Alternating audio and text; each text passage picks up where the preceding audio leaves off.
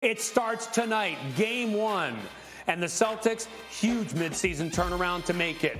Since the NBA went to 82 games in 67, they're the fourth team to reach the finals despite having a losing record at the halfway point in the season. And then you got Golden State in the finals for the sixth time in 8 years. Only three other franchises have ever accomplished that feat, the Celtics and the Lakers many times.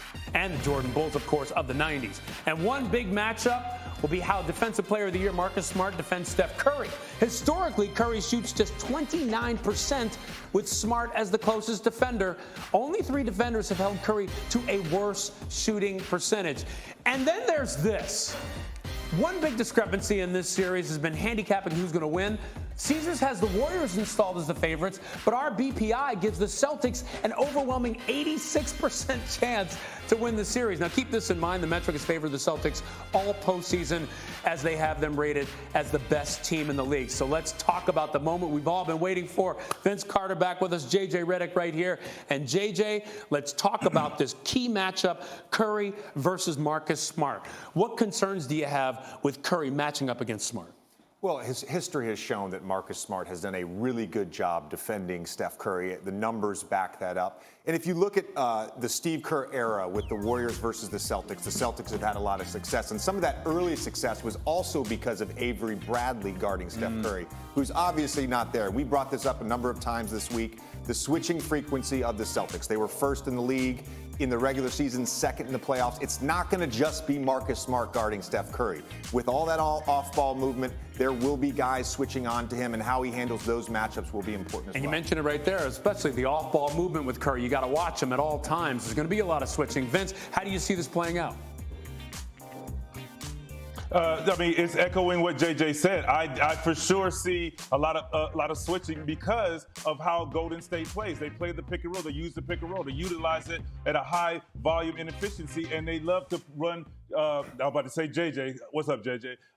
They love Vince, to run step up, off of a lot of screens, a lot of movement. So, so they love to run them off of screens. So look for switching and look for Golden State to purposely do so to get, if you would, a lesser defender on him if Marcus Smart is getting the better of Steph Curry. Okay, so we see how that works. And then, JJ, so I guess the question that Celtics fans are wondering right now is, can Marcus Smart just flat out shut Curry down? Can that happen?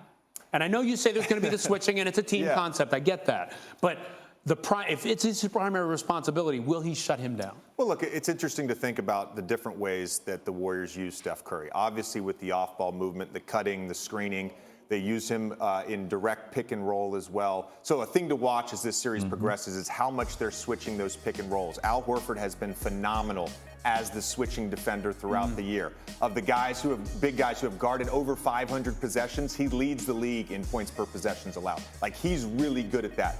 I don't think there's a ton of guys on this Celtics team that you can target the same way that they targeted players in that Nuggets series, the same way that they targeted players in the Western Conference Finals against the Mavs. The Celtics, 1 through 6 or 7, have really a team full of solid defenders. Wow, and you look at this, again, the shooting percentage that he's got against Smart. I know you say it's going to be about more than that in the switching, but I look at this and I say this is going to be a key matchup for people to watch. So game one is tonight. Let's go through some of these prop bets if we can. Over or unders. Okay, so JJ, over or under Marcus Smart 1.5 steals. I'm just going to take the under on all of these. I actually expect this to be a grinded out game. You're talking about the two best defenses in the league. Not just the Celtics defense, but the Warriors defense. I'm taking the under on all this. Look, I think Marcus Smart is active. He's going to get deflections. I'll take the under on the steals. Okay, so Vince, over or under Jaylen Brown 2.5 threes made. I'm going to say over. I'm going to go, and the reason I say over is because of the attention that Jason Tatum is going to demand and get in this series, where Jaylen Brown is imperative. If he's shooting the ball and aggressive and making shots, this is very gettable. Okay, so JJ, last one. Jason Tatum, over under 28.5 points. I'm going to take the under on this as well. I think he gets close to it. I think he's around that number. I think he ends up having a 26, 27-point night, but I'm taking the under. Okay, around that number. So I wonder if that's a successful night for him. So then, let me ask you this, because we were talking about it all morning when you talk about Jason Tatum. phenomenal player, right? Phenomenal player. But no one can get out of their head Game 7 when Marcus Smart was taking 5 straight late game shots at the very end with the series on the line. And it got us all thinking, do the Celtics need to see more from Tatum late in games? Because that's what we expect out of our superstars. At the end of the day, when things are on the line, the superstar is going to say, give me the ball. Well, look, over the course of these playoffs, he's second in the NBA in total points, and his shooting splits are 54% from the field, 48% from three. That's in the fourth quarter. Through the first 2 rounds, he was great in the last 3 minutes. And during that Heat series, I think he was 1 for 5 in the last 3 minutes. So, again, in the aggregate, he's been pretty darn good in the fourth quarter and in late games in this postseason. There were some struggles in the regular season. So the Celtics struggled as a clutch time team, 13 and 22 in clutch games this year. How big of a problem is it if he struggles clutch time? It's a huge problem. Okay. It's a huge problem. He is their primary creator at the end of games. Jaylen Brown obviously can handle that as well, but it's got to be one of those 2 guys late game. Okay, Vince, go ahead.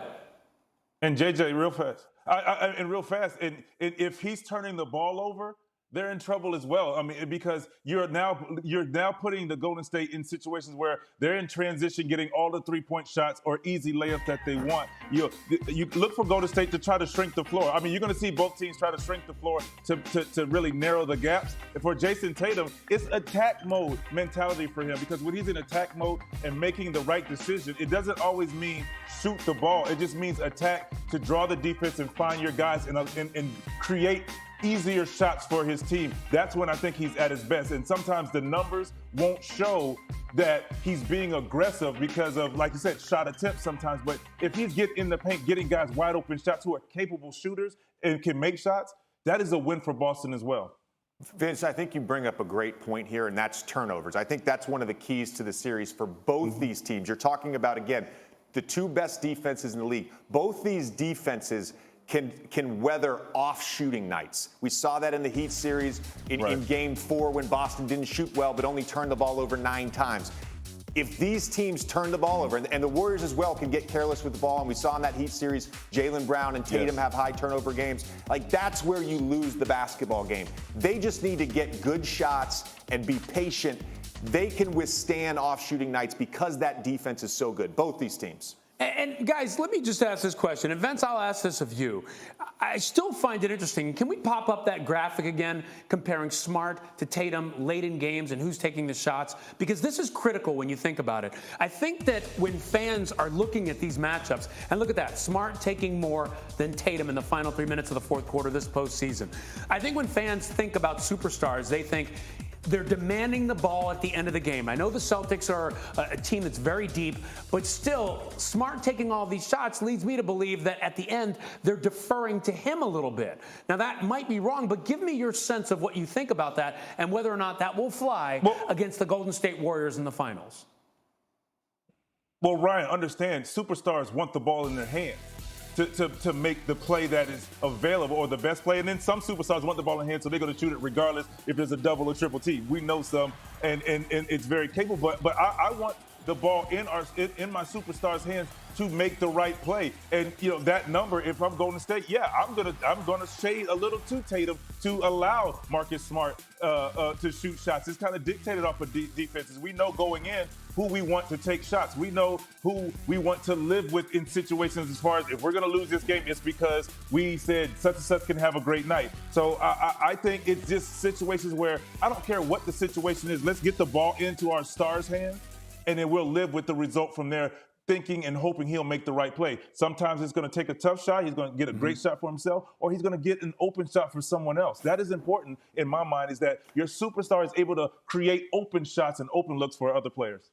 No, you're exactly right, Vince. Some of these stats are a byproduct of the fact that Tatum is going to oftentimes, especially at the end of games, go against a loaded defense, go against a double team. You saw the one clip there where he kicked Al Horford in the corner. He had 3 guys on him.